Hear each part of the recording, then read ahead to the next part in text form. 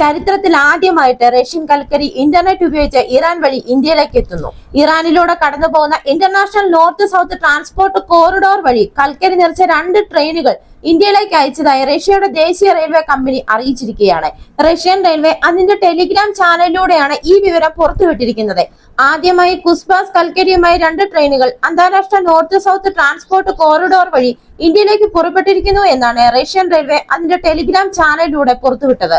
ഈ INSTC അഥവാ international north south transport corridor എന്ന് പറയുന്നത് 7200 കിലോമീറ്റർ, അതായത് 4500 മൈൽ വഴി സെന്റ് പീറ്റേഴ്സ്ബർഗിനെ ഇന്ത്യയിലെ മുംബൈ തുറമുഖവുമായി ബന്ധിപ്പിക്കുന്നതും റെയിൽവേ, റോഡ് ശൃംഖല, തുറമുഖങ്ങൾ എന്നിവ ഉൾക്കൊള്ളുന്നതുമായ ഒരു മൾട്ടി മോഡൽ റൂട്ടാണ് INSTC.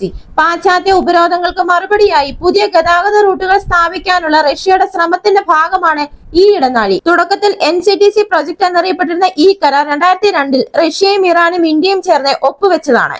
എന്നാൽ റഷ്യയുടെ മേൽ ഏർപ്പെടുത്തിയ പരിമിതികൾ കാരണം ഈ ഇടനാഴിയുടെ നിർമ്മാണം കൂടുതൽ മുന്നോട്ട് പോവുകയായിരുന്നു. എന്നാൽ ഇന്ത്യയെ സംബന്ധിച്ചിടത്തോളം ഇന്ത്യക്ക് ഏറെ താല്പര്യമുള്ള ഒരു പ്രൊജക്ട് ആയിരുന്നു ഇത്. കാരണം ചൈനയുടെ ബെൽറ്റ് ആൻഡ് റോഡ് ഇനീഷ്യേറ്റീവിന് പകരമായി ന്യൂഡൽഹി ഈ ഇടനാഴിയെ വളരെയധികം പ്രോത്സാഹിപ്പിക്കുകയാണ് ചെയ്തിരുന്നത്. റഷ്യയുടെ ഉക്രൈൻ അധിനിവേശത്തെ തുടർന്ന് റഷ്യക്കെതിരെ ഉപരോധം ഏർപ്പെടുത്താനുള്ള എല്ലാ ആഹ്വാനങ്ങളും നിരസിക്കുകയും മോസ്കോയിൽ നിന്നുള്ള ഊർജ്ജ കയറ്റുമതി വർദ്ധിപ്പിക്കുകയും ചെയ്ത ചുരുക്കം ചില രാജ്യങ്ങളിലൊന്നാണ് ഇന്ത്യ.